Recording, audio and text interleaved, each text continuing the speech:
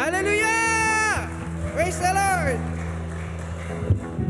Napakabuti po ng ating Panginoon. Praise God. At welcome po sa ating church. Meron ho ba tayong first timer? Meron ho ba? Pwede ho bang tumayo at ma-recognize po namin kayo? Sige po. Welcome po sa ating church. Palakpakan po natin ang Panginoon sa buhay po ng ating kapatid. So welcome po sa ating church. This is a church that worships the Lord Jesus Christ and lifts Him up, no, bilang ating Diyos at tagapagligtas. No? And okay lang ho mamaya ay makausap po kayo saglit ng ating mga workers, ng ating mga leaders para ma-encourage po kayo, welcome po kayo ng maayos sa church po natin. But anyhow, kamusta po kayo? Kamusta po ang lahat? No, hindi na ho masyadong nag-uulan for the past few days, and praise God po, no, at patuloy po tayong sinusustain ng grasya po ng ating Panginoon. Amen po ba? Amen. So we are still in the series po ng ating church, ng ating simbahan ngayon, even here in Pasig. They are the series is about empowered. Pakisabi po, empowered. Ayan, last week po ay napag-usapin natin by empowered by grace, yung grasya ng Panginoon, yung nagsusustain sa atin, yung grasya ng Panginoon, yung nagbibigay sa atin ng kalakasan. Amen po ba? And before we dig in sa ating mensahe, ngayong umagang ito, ngayong araw na to, ay meron lamang po akong konting announcement. So, sino ho dito ang wala pang Bible? Ayan, sino ho dito wala pang Bible? Old and New Testament. Pakitaas ang kamay. Ayan. So if wala ho kayong Bible, meron ho tayong ipapamigay na Bible. Ang Bible na po ito ay meron po siyang Old Testament at meron din po siyang New Testament. So ang version po niya is Magandang Balita or Good News at ito po ay Tagalog.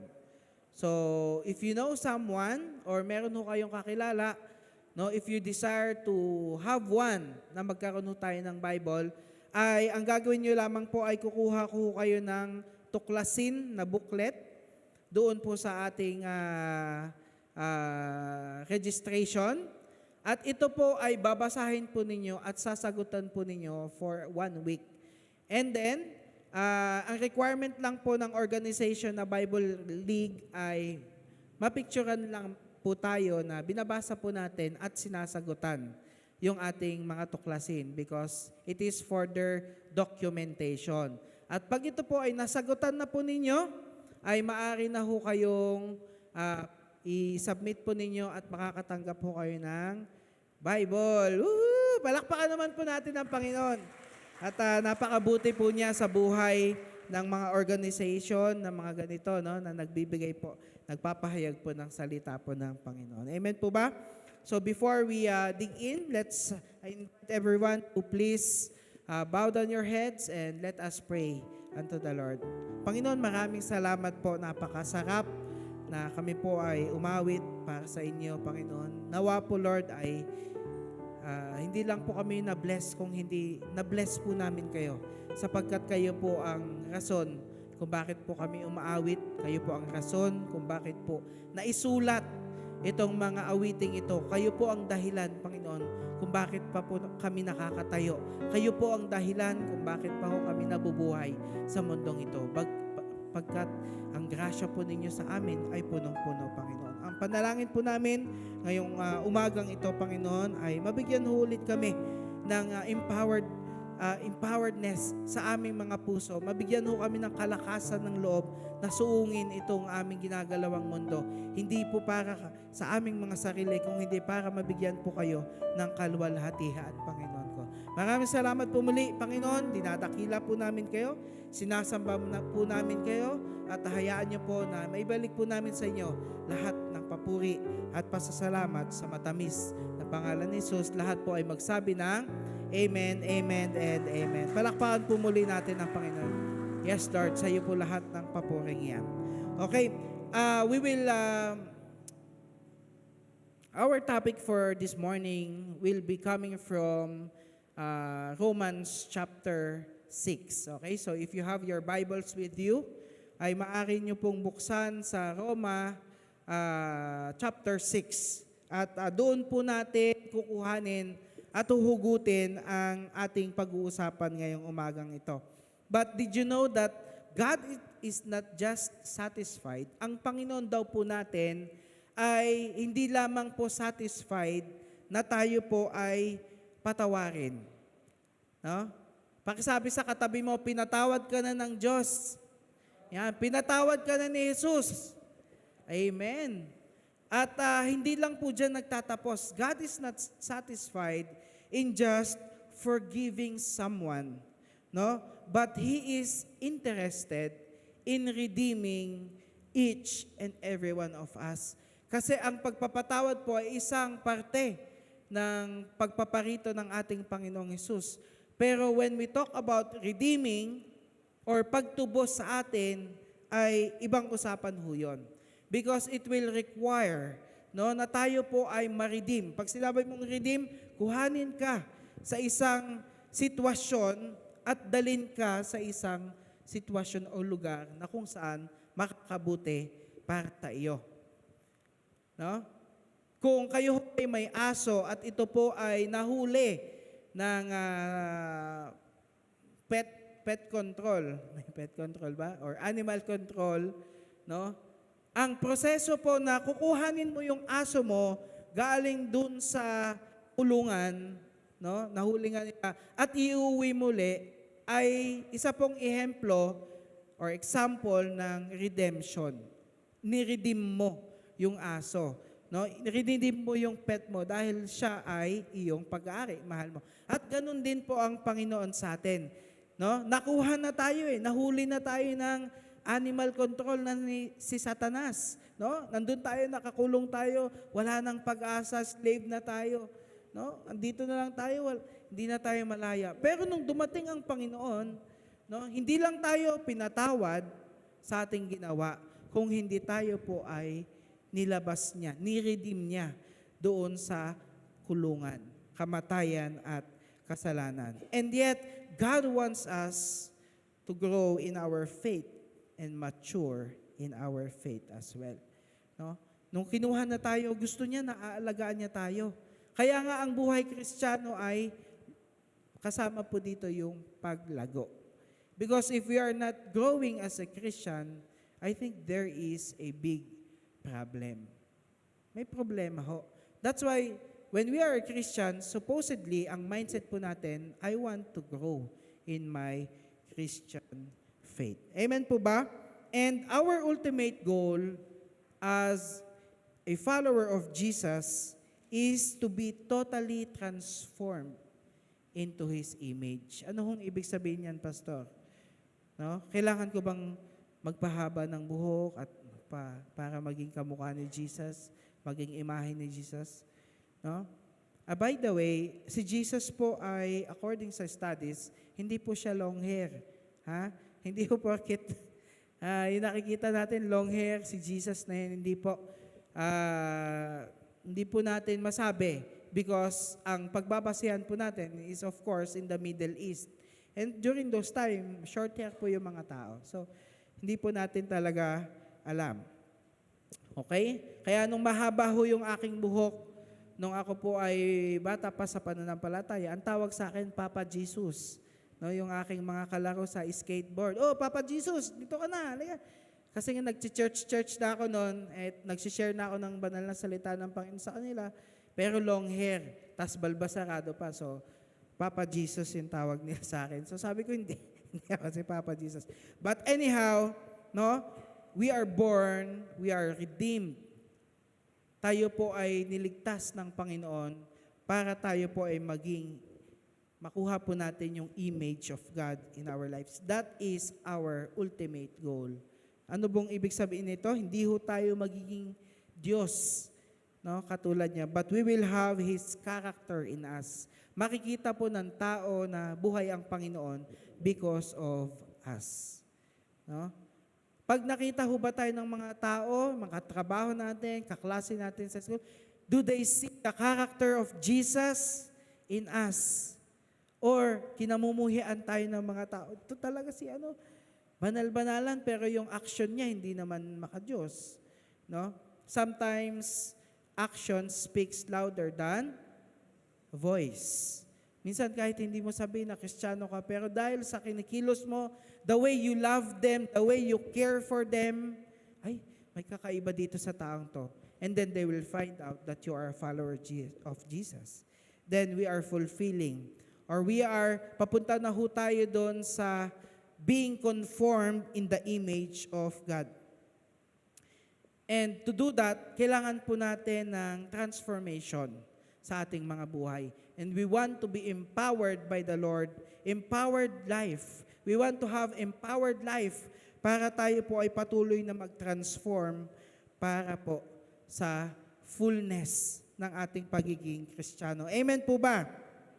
And as we study Romans chapter 6, ang panalangin ko po sa bawat isa ay maunawaan po natin na meron pong empowerment na binibigay ang Diyos sa atin para tayo po ay magtagumpay sa buhay nito. No? Pagtagumpay sa pagkaalipin ng kamatayan. No? One of the top fears of humans. No, ang isa daw po sa pinakakinakatakutan ng mga tao ay ang death or kamatayan, which is hindi po natin masisisi. Even us, somehow, meron ho tayong fear na baka mauna na ako, baka maiwan kong yung pamilya ko. Di ba? Kaya nga tayo nag-iingat. No? But in reality, ay meron pong ginawa ang Panginoong Diyos para mapagtagumpayan po natin even death and sin in our lives. And so, we have to be empowered by the Lord Jesus Christ. Kaya ang titulo po ng ating pag-uusapan ngayong umaga ay pinamagatan ko pong Empowered Life. Pakisabi po, Empowered Life. Ayan, parang hindi naman empowered 1, 2, 3, Empowered Life. Ayan. Ang gusto po ng Panginoon, tayo po ay mabigyan ng buhay sa ating buhay Kristyanismo or buhay Christian, no? And for us to appreciate this empowerment that comes from the Lord, it is important na ma-realize po natin na hindi po tayo iniwan ng Diyos. And if we ask ourselves this morning, pag tinanong ko po kayo ngayong umaga, no, are we 100% sure that we are a true Christian? 100% ka ba na sigurado na ikaw ay Kristiyano na? Or meron pa rin tayong doubts? Meron pa rin tayong agam-agam, meron pa rin tayong, siguro Christian lang ako mga 75%. Or are we 100% sure that we are a follower of Jesus? Sometimes, ang nagdadala ho sa atin ng doubt is yung mga shortcomings natin. Tama ho ba? Christian ka, nagwo-worship ka, naniniwala kay Jesus, and yet somehow, pag tinignan mo yung buhay mo, suddenly you will realize that ang dami ko pa palang kulang. Ang dami ko pa palang nagagawang hindi tama. Ang dami ko pa palang kasalanan, no, lumalabas na lang ng basta-basta. Ang dami ko palang pagkakamali pa na nagagawa.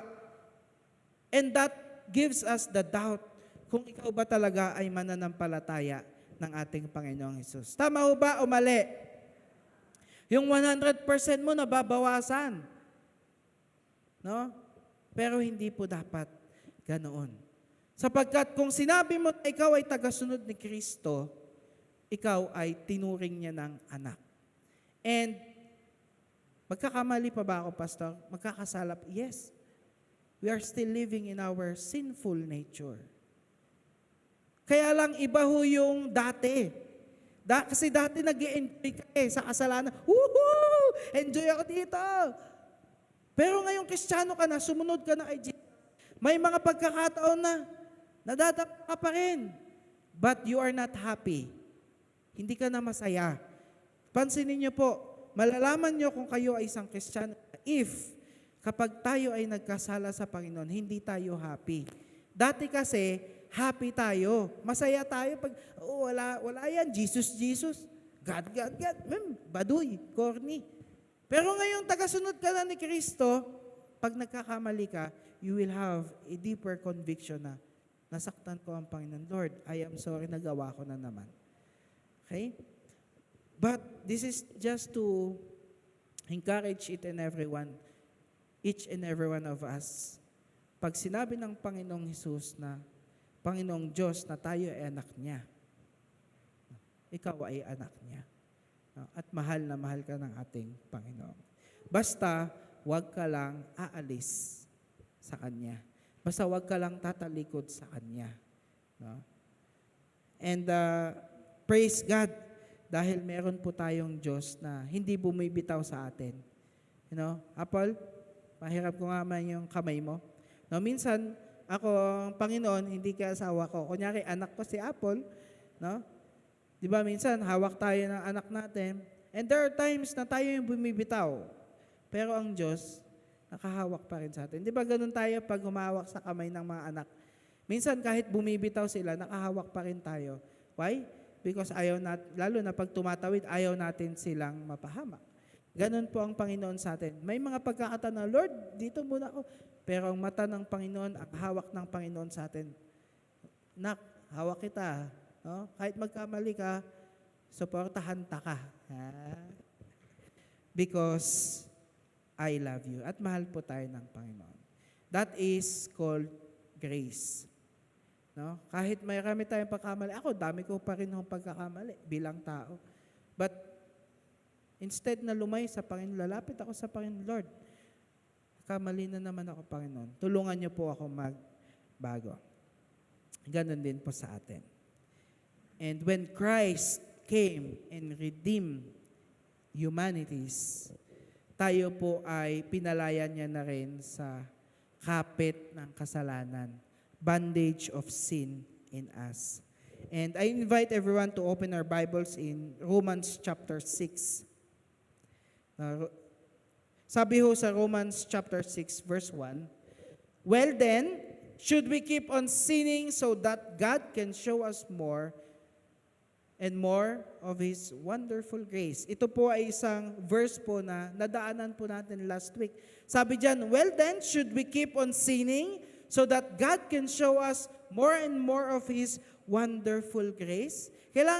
Okay lang ba na magkasala tayo na magkasala para natin yung grasya at pagpapatawad ng Diyos sa atin?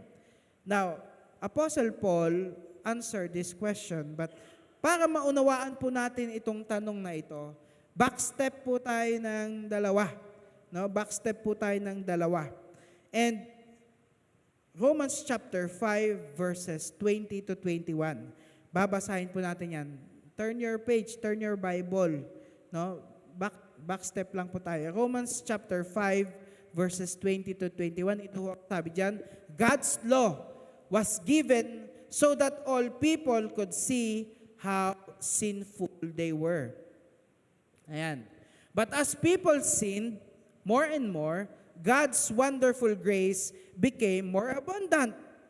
So just as sin ruled over all people and brought them to death, no? Pinagharian tayo ng kasalanan at kamatayan ang idinala ng kasalanan sa atin. Now God's wonderful grace rules instead. No, dati nilalaro-laro lang tayo ng kasalanan. At alam naman natin na kapag nandun tayo sa estado, kamatayan na ho yung kasunod po nun. Pero sabi diyan, now God's wonderful grace rules instead. Yung grasya po ng Panginoon, yun po ang nagdadala sa atin. Yun po ang gumagabay sa atin, giving us right standing with God and resulting in eternal life through Jesus our Lord. Alam niyo po ba na when God created humans, nung ginawa po ng Diyos ang tao, He created them to be eternal. Ibig sabihin, eternal sila mabubuhay, yung ating spirito at kaluluwa, even our physical body. Kaya mananampalataya o hindi. Eternal po tayo. No? So ano po mangyari? Ano po yung difference? No, when we are in Christ, we will spend eternity, habang buhay, forever, kasama po ng ating Panginoon sa langit. But if we don't have Jesus in our lives, we are still eternal. Pero doon tayo sa impyerno, doon po tayo maglalagi. If we don't have Jesus in our lives. And I don't think na gusto po ng kahit sino mag-spend ng eternity sa hell. I don't think anyone would like that. Except na lang siguro yung mga satanista, yung mga, but, yung vocalist ng The Korn, di ba yung mga tugtugan ng mga Korn, metallic,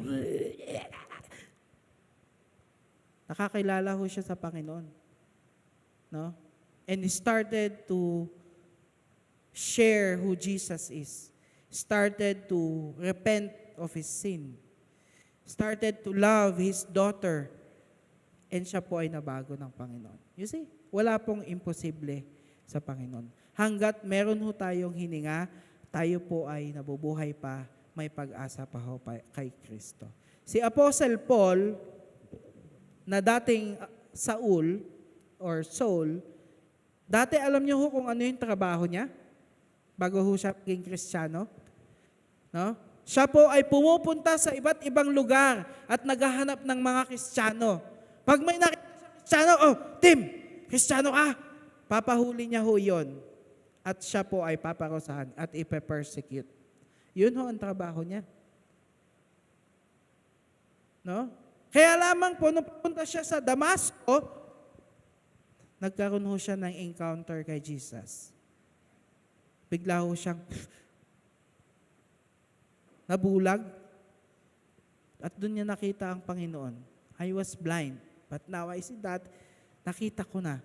At tuloy nga po na ginamit siya ng Panginoon to write most of the books in the New Testament. Why? Wala hong imposible sa Panginoon.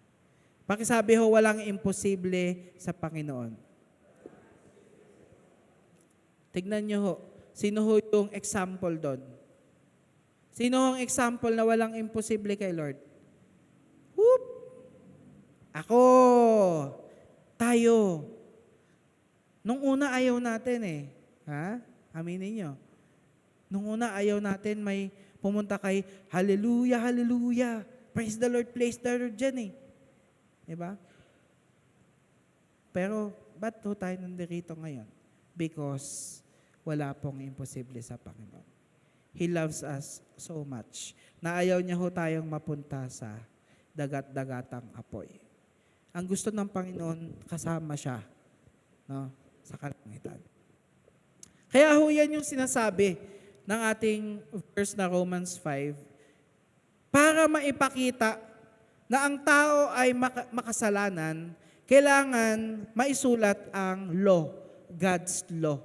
Dahil kung may law, makikita natin na tayo pala ay may pagkukulang sa Diyos. Kapag ikaw ay nag-U-turn at uhulihin ka, sa palagay mo, bibigay ka doon si Kuya Sam. Pag nag-U-turn kayo, tapos hinuhuli ka, wala namang sign. Sa palagay nyo po, may karapatan silang manghuli sa inyo. Wala namang sign po, di ba? Pero kung mayroong sign na sinasabing no U-turn at ikaw ay nag-U-turn at hinuli ka, meron silang karapatan na ikaw ay tikitan at kunin ang iyong lisensya. Ganon din po sa ating buhay. Dahil po na isulat ang law ni God, then makikita ho natin na meron ho tayong shortcoming or pagkukulang sa ating Diyos. But despite of that, nung nakita natin na tayo pala ay makasalanan, doon natin kailangan ang tagapagligtas. Kaya may mga tao, mga kapatid, na parang ang babaw ng tingin nila kay Jesus kasi hindi pa nila nakikita na sila pala ay papunta doon sa hindi maganda. Na sila pala ay makasalanan or they have shortcoming sa ating Panginoon. Because God's law ay ipinapakita ho nito yung kasalanan sa atin. And sabi ho sa verse po na binasa po natin kanina, balikan lang ho natin saglit. Tayo ba ay dapat bang patuloy na magkasala? Andyan naman pala yung grasya ng Panginoon. No? At nabasa din ho natin, mga kapatid, that God's grace, yun po yung nag-alis sa atin sa pagkakasala. No? In 2 Corinthians chapter 12, verse 9, sabi ho dito, each time, basahin nga, nga po natin ng sabay-sabay, 1, 2, 3, go!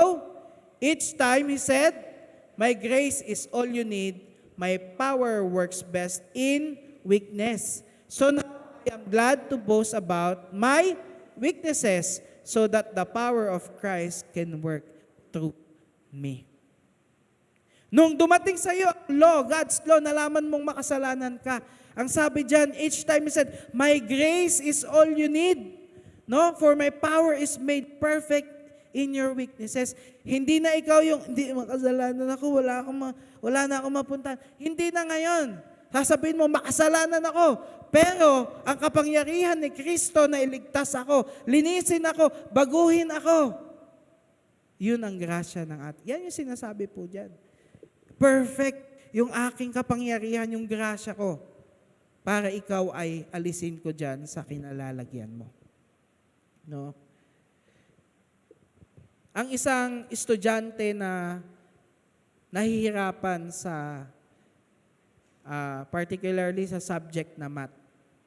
Sino ho dito magaling sa math? Yung mga engineer dyan, taas-taas ang kamay. Tim, magaling ka ba sa math? Ang isang estudyante na may problema or nahihirapan sa math, subject na math, mas ma-appreciate niya yung kanyang guro na nagtuturo sa kanya ng math. Kesa dun sa isang estudyante na masyado nang maraming alam, pag pumasok siya sa school, mag-aalam po na yan. No? Kasi may kahinaan ho yung tao. Now, itong estudyante na may kahinaan, ma-appreciate niya yung kanyang guro kasi ituturo sa kanya, papaunawa sa kanya yung subject. Versus dun sa, alam ko na yun, wala ka nang maituturo. Ganon din po sa ating sitwasyon ngayon. Yung mga taong umaamin at nagsasabi na, Lord, mahina po ako, makasalanan po ako. Sila yung may kailangan kay Jesus. Ay yung mga taong, marami akong pera, marami akong alam, marami akong, no, may pinanghahawakan. Hindi ko kailangan ng Diyos. Kaya nga sabi ni Jesus, mas mahirap pa daw pumasok sa kaharian ng Diyos yung mga mayayaman. Hindi naman lahat. Sino mayaman dito? Taba.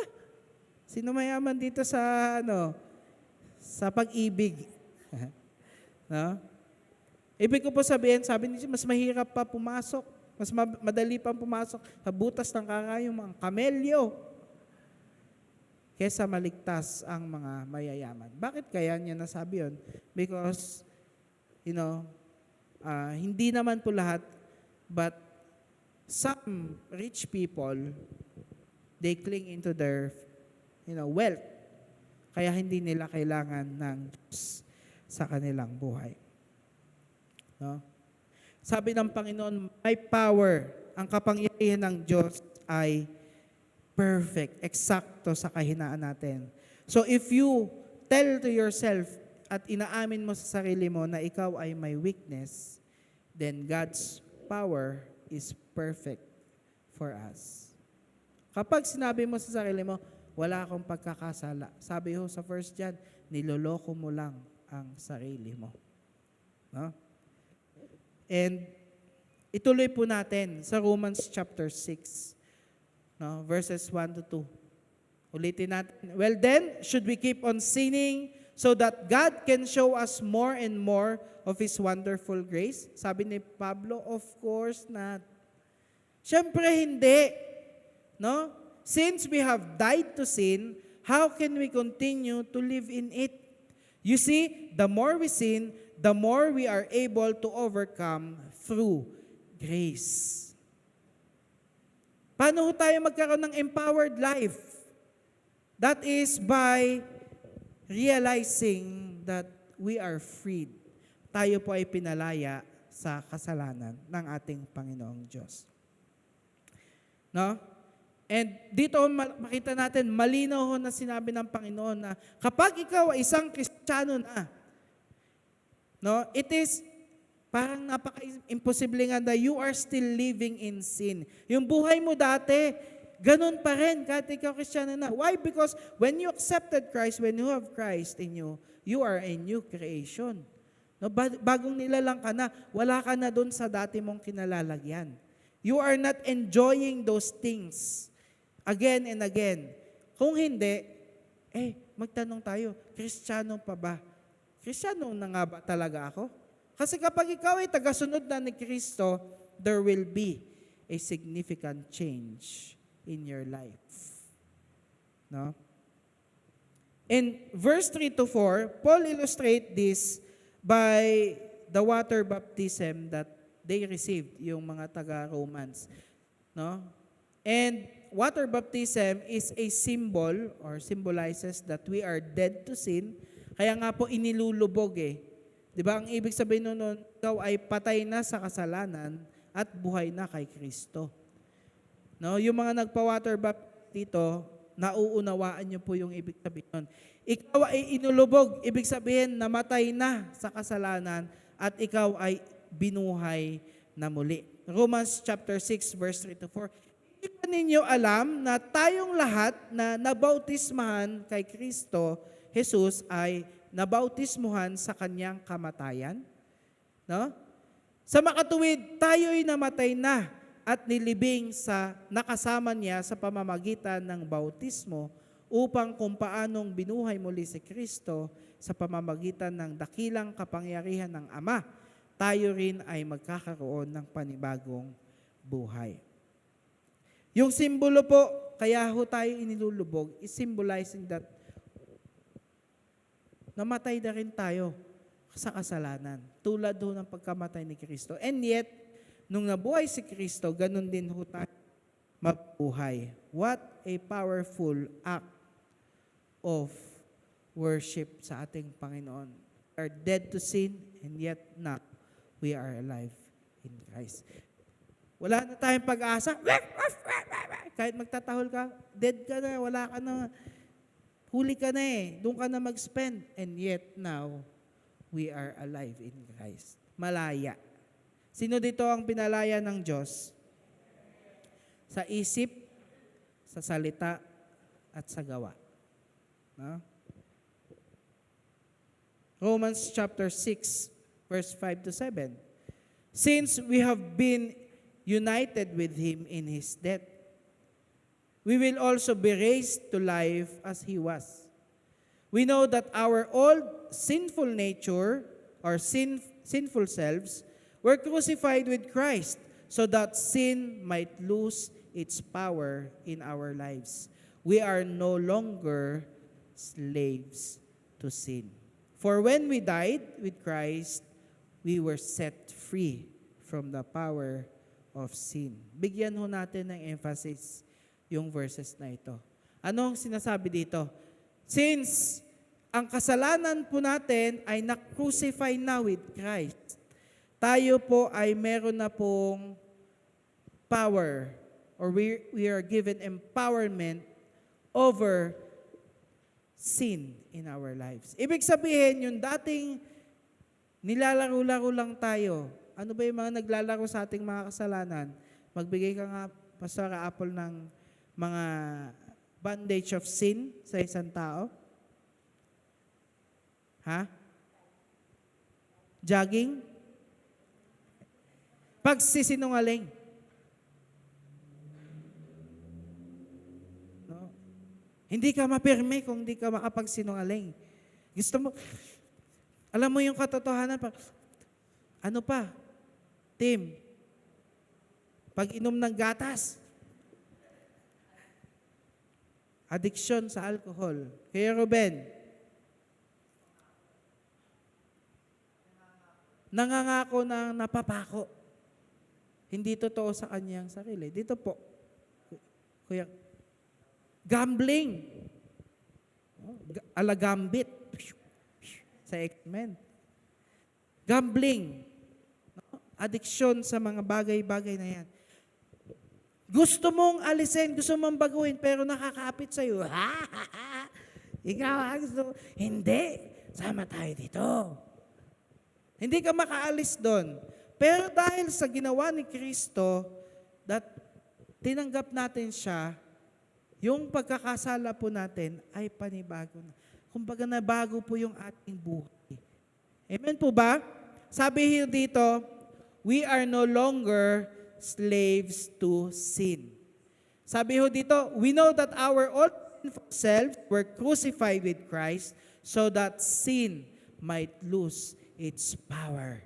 Wala na akong kapangyarihan na may Kristo ka na sa buhay mo, hindi na ako makakapit sa'yo. We are no longer slaves to sin. Ibig sabihin yan, yung ating naglalaro lang sa atin na kasalanan, we can say no to that struggle again. For when we died with Christ, we were set free from the power of sin. And that this is the key to have an empowered life. To understand na hindi na tayo pwedeng laruin at paulit-ulit sa ating pagkakasala. No? And sabi ho dito sa verse 6, to know. Pakisabi ho, to know.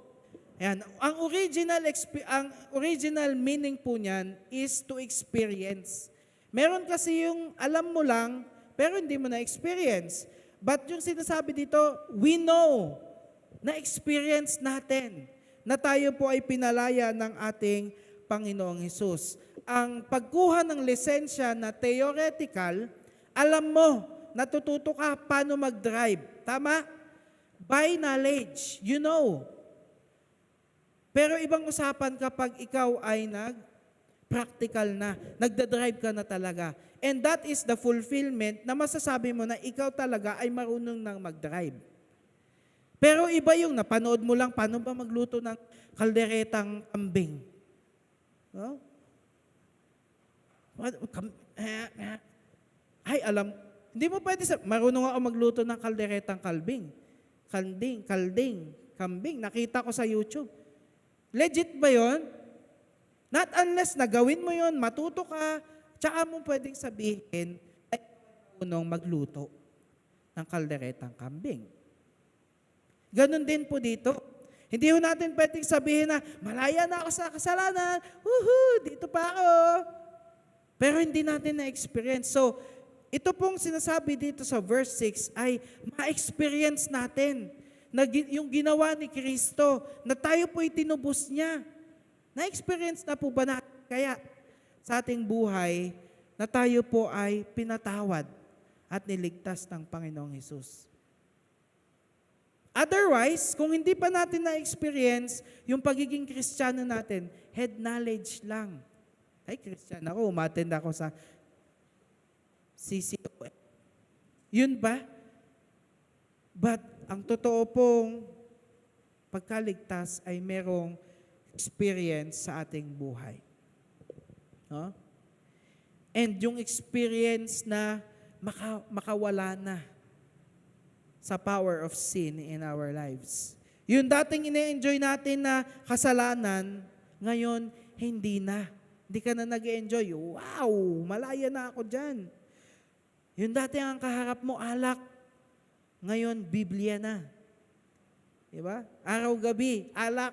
Ngayon, araw-gabi, Bible at Word of God. Tatay Scott, lagi ko naalala to, yung dating manok. Iniihipan, binubuguhan pa siguro ng usok. Ngayon, hindi na manok, kung hindi mga kaluluwa na yung hinahanap mo na alagaan. Di ba ho? Yung hinagpis at pasakit mo, pag ikaw'y umaawit sa karaoke at KTV, hindi na yon. Ngayon ang inaawit mo na mga Christian, mga worship and praise songs. Di ba? Ano nga ba yung kinakanta natin? No? Nag-iba ka na.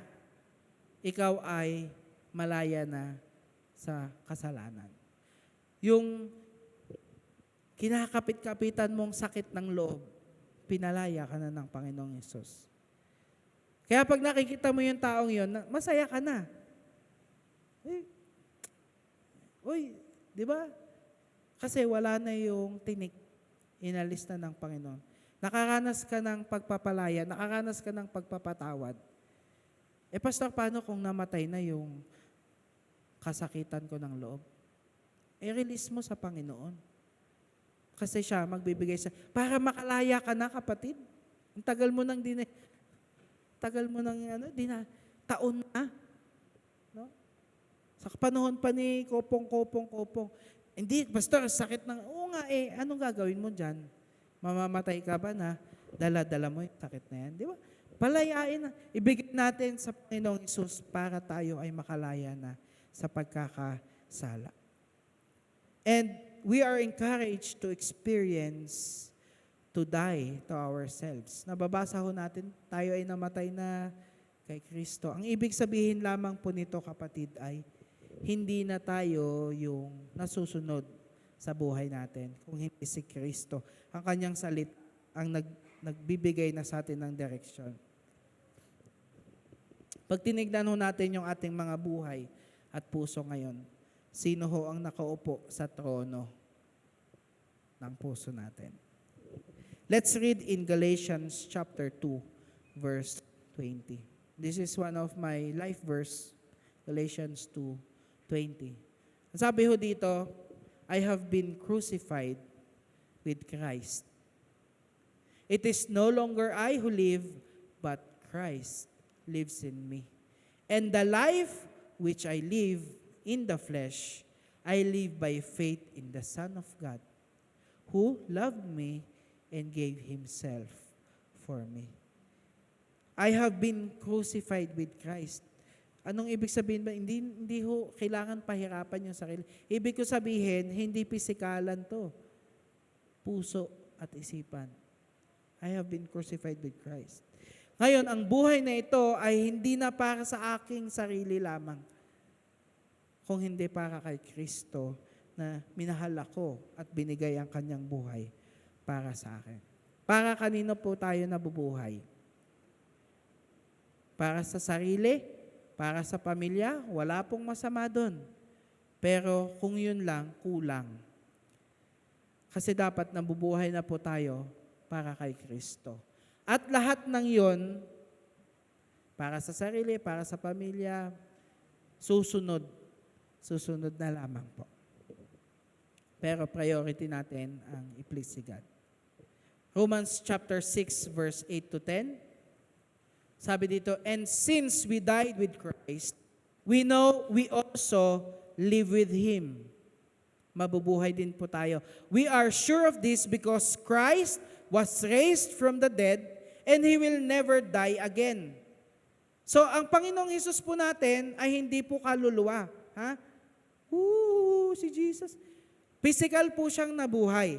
Kung mapapansin niyo po, doon sa ating Bible, no, binuksan nila yung tomb. Wala yung katawan ni Kristo. Why? Because nabuhay po siya physically. Sabi dito, at hindi na po siya mamamatay na muli. Ibig sabihin, eternal na po yung katawan ni Kristo. And ang promise po sa atin ng Panginoon is ganun din yung mangyayari sa atin. No? Kung paano po siya nabuhay, ganun din po tayo mabubuhay. No? And we are sure of this because Christ was raised from the dead and He will never die again. Death no longer has any power over Him. Hindi na po siya kaya ng kamatayan. No? And sabi ko kanina, isa sa mga kinakatakutan nating mga tao ay ang kamatayan. Sabi ho sa verse na binasa natin, mabubuhay po tayo katulad po ni Jesus. And ito medyo doctrinal talaga siya. Pero I think kailangan nyo talagang itanim sa puso ninyo at malaman, lalong-lalo na po sa atin, na ngayon lang na maririnig, na dadating ho ang panahon na kahit tayo po ay mamatay, tayo po ay mabubuhay muli. Pastor, yung kaluluwa ko ba? Spirito ko? Hindi.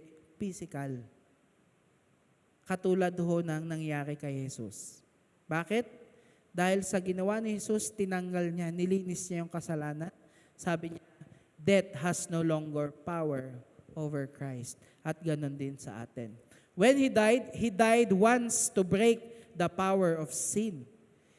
May kausap po ako last week lamang, sabi niya, bakit pa kailangan mamatay ni Kristo? Naisip niyo na ho ba yun? Kung makapangyarihan ang Diyos pala, ba't kailangan niya pa magkatawang tao para mamatay? Bakit kailangan magkatawang tao ni Jesus? Bakit? Kasi ang ililigtas niya ay tao. Para mapagtagumpayan niya. Ito ho yung, sabi ko ho sa kausap ko, alam ni God ang patungkol sa temptation. Pero hindi niya ito na-experience. Kaya paano niya sabihin, napagtagumpayan ko yan. Kaya para walang excuse, siya po ay nagkatawang tao, hinarap niya lahat ng temptation, pero hindi siya bumigay maski isang beses para mapagtagumpayan niya yung pagkakasala, yung kasalanan. And so, dahil siya po ay walang kasalanan, nabuhay po siya dito, no? Napagtagumpayan niya po yung power of sin, yung kamatayan. Kaya kahit nung namatay siya sa cross, after 3 days, he rose again. Nabuhay ulit siya. Kasi napagtagumpayan niya po ito. Sabi ho dito, so you also consider yourselves to be dead to the power of sin and alive to God through Jesus Christ. Huwag niyo na pong isipin, sa impyerno kaya ako mapupunta? Tanggalin niyo na po yun. Kung totoo kayong mananampalataya ni Kristo, huwag niyo na po. Dapat, yung assurance natin, tayo by Christian, hindi 99.9%. Pastor, taas na, may 0.1. 100%. No? Na tayo ay kasunod ni Kristo. Every time we face temptations, we remember this verse na napagtagumpayan na ni Kristo ang mga temptation, ang mga kasalanan na yun. Pwede rin ho natin itong pagtagumpayan sa ating mga buhay.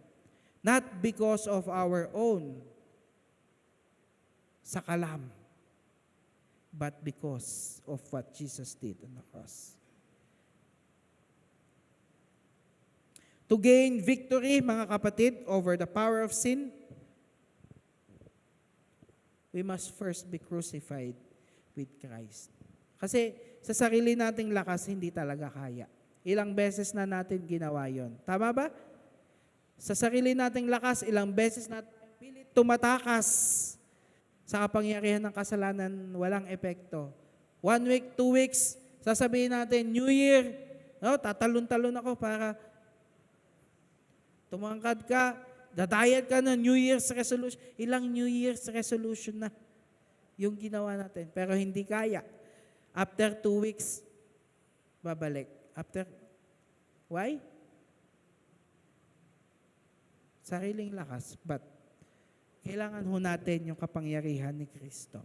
We have to be crucified with Christ. We have to recognize that we are dead in ourselves, but alive in Christ. Ibig sabihin lang po nun, it's not our own life na, but it is the life of Christ in us. No? So si Jesus po ba ang sentro ng ating mga buhay? Kaya minsan, ang hirap mag-let go yung mga tao sa mga bagay-bagay. Hirap mag-let go. Hirap magpaubaya. Malamang kasi hindi si Kristo yung nakaupo sa puso po natin. Kaya ang hirap mong i-let go kasi ang nagdadrive pa ng buhay mo ay tayo, hindi si Kristo. Romans chapter 6 verse 12. Ako po'y malapit na magtapos. Romans chapter 6 verse 12 to 14. Do not, basahin po natin ng sabay-sabay. 1, 2, 3, go. Do not let sin control the way you live. Do not give in to sinful desires. Do not let any part of your body become an instrument of evil to serve sin. Instead, give yourselves completely to God, for you were dead, but now you have new life. So use your whole body as an instrument to do what is right for the glory of God. Sin is no longer your master, for you no longer live under the requirements of the law. Instead, you live under the freedom of God's grace. Yung instruments, yung mga body parts natin specifically. Yung mga mata natin, yung mga kamay natin. Instead na dati ginagamit natin sa sin, ibang usapan na ho ngayon. No? Maraming bagay na ho ang binago ng Panginoon sa ating mga buhay. Every time na nandyan na naman yung kasalanan na pilit tayong hinahatak pabalik sa ating kahinaan, we must remember that we are no longer slave to sin. We have empowerment that comes from the Lord to live a life that comes and glorifies Him.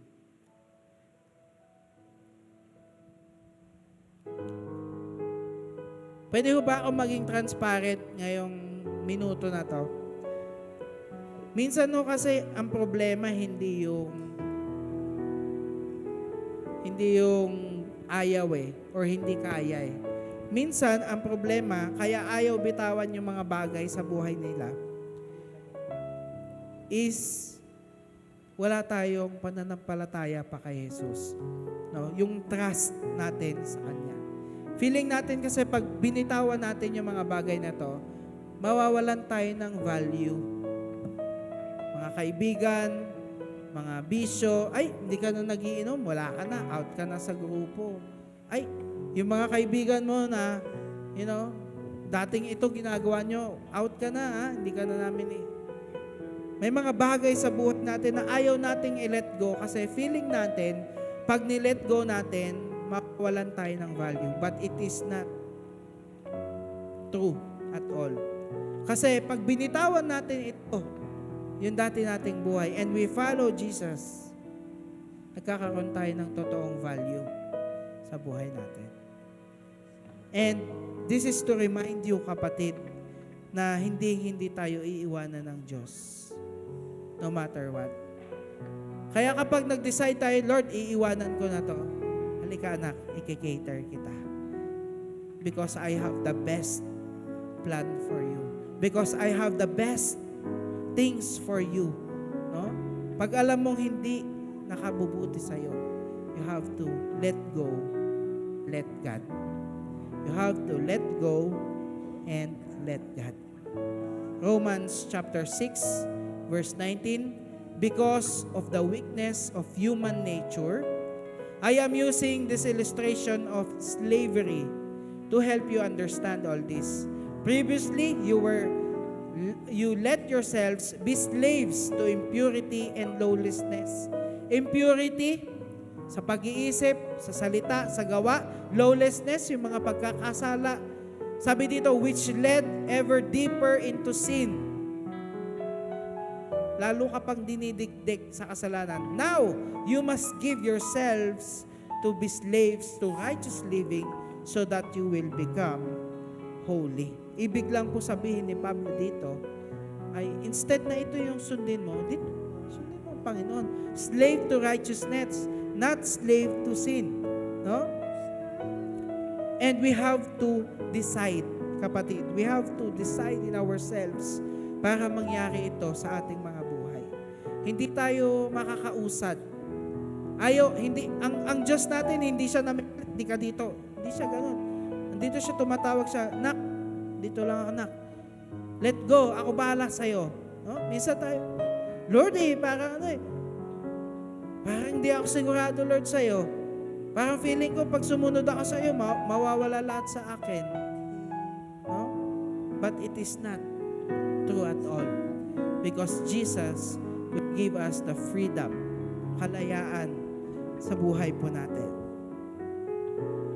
And if you are here this morning or today, at pagod na tayo maalipin ng kasalanan, pagod na tayong maalipin ng mga struggles natin, pagod na tayo sa dinadala natin sa ating mga puso, may it be against our families, our loved ones who have hurt us, may it be sa mga pinagdaanan natin sa buhay na wala namang nakakalam, ikaw lang, sa mga sakripisyo natin, na nagdulot sa atin na maging bitter tayo, gusto ng Panginoon, wag na tayong magpa-slave o magpaalipin sa mga ito.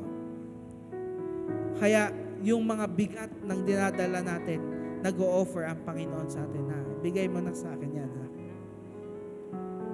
And God wants us to be freed from the bondage of sin.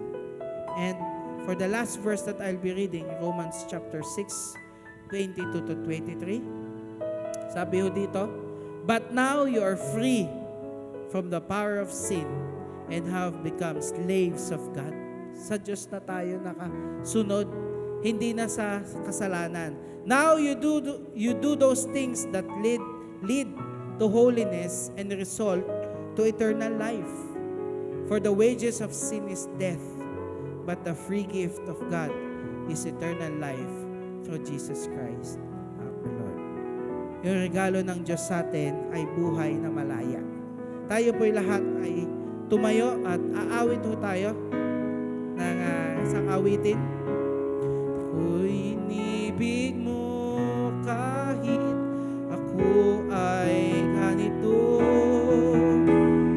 Walang katapusan ng pagmamahal ko. Walang inibig ang puso ko. Ito, awitin natin. Kahit kailan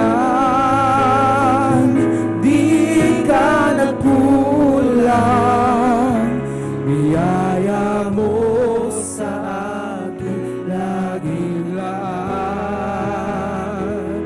Ang pag-ibig mo sa akin walang hanggan. Inibig mo ako noon, Ama.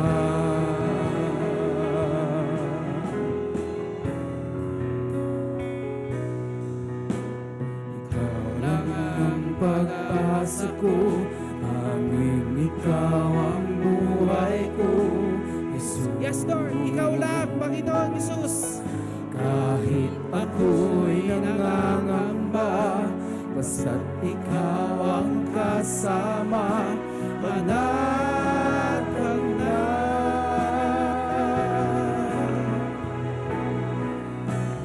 Ikaw lang ang sasambahin, maligid man ay mahilig, Jesus.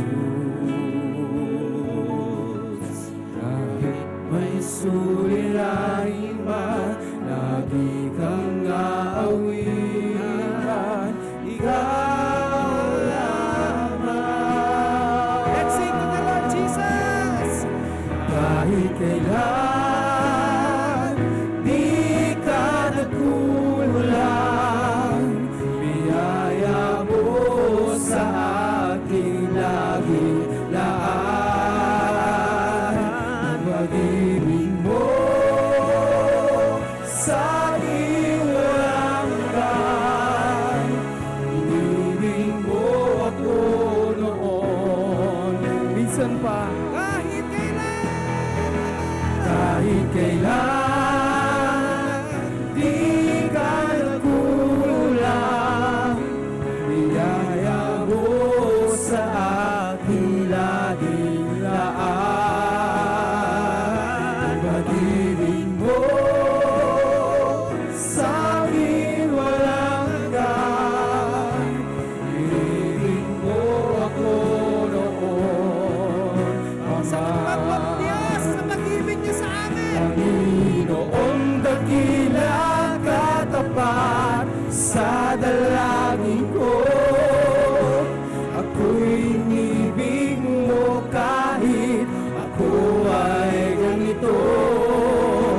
Walang katapusan ang pagmamahal mo, walang pinipili ang puso ko. Panginoong dakila katapat sa dalangin ko, ako'y inibig mo kahit ako ay ganito. Walang katapusan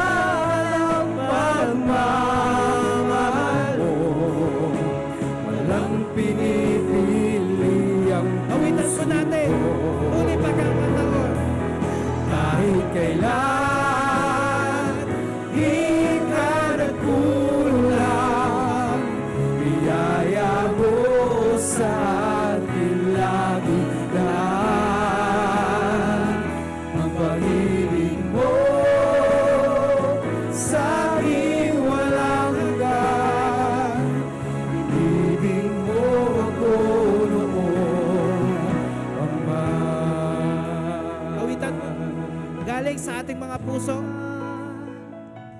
Di ka nakulang, biyaya mo sa akin laging laan. Ang pag-ibig mo sa akin walang hanggan. Inibig mo ako noon, Ama. Mga kapatid, ngayong umagang ito ay sinasabi sa atin ng Panginoon na tayo ay Kanyang inibig. Bagamat libre nating natanggap ang pagpapatawad, libre nating matatanggap ang kaligtasan, ito ay Kanyang binayaran sa cross ng Kalbaryo. Siya ay nabuhay, siya ay bumaba, nagkatawang tao, and for the past 32.5 years, tiniis niya na hindi magkasala ni isa, sapagkat iniisip niya na kapag siya ay nagkasala, maski isang beses ay mawawalan ng saysay, hindi niya kaya tayong iligtas. Pero lahat ng iyon ay Kanyang tiniis. Lahat ng iyon ay Kanyang pinagtagumpayan, sapagkat gusto niya rin na tayo, ikaw ay makaranas ng kalayaan mula sa pagkakasala, mula sa kasalanan, at mula sa kamatayan. Kaya gusto ng Panginoon, inaanyayahan ka niya na sumunod sa Kanya. Halika, anak, sumunod ka sa akin at hindi ka mapapaya at hindi papatiwara. Halika, sumunod ka sa akin at makakaranas ka ng tunay na kagalakan. Halika, sumunod ka sa akin at tatanggalin ko yung manakit sa puso mo. Halika, sumunod ka sa akin at makakasama mo ako hanggang sa kalangitan, sapagkat ikaw ay iniibig ko. Kapatid, sinasabi sa iyo ng Diyos ngayong umagang ito, ngayon ang araw ng iyong kaligtasan. Hallelujah, Jesus. At hayaan nyo na papasukin nyo si Jesus sa iyong puso. Tanggapin mo siya bilang Diyos at tagapagligtas. At unti-unti at iwanan na ang iyong buhay na makamundo. Iwanan na ang buhay ng iyong pagkakasala. At sinasabi sa Kanyang salita na sa kahinaan mong yan, doon nagmamanifest ang Kanyang kapangyarihan.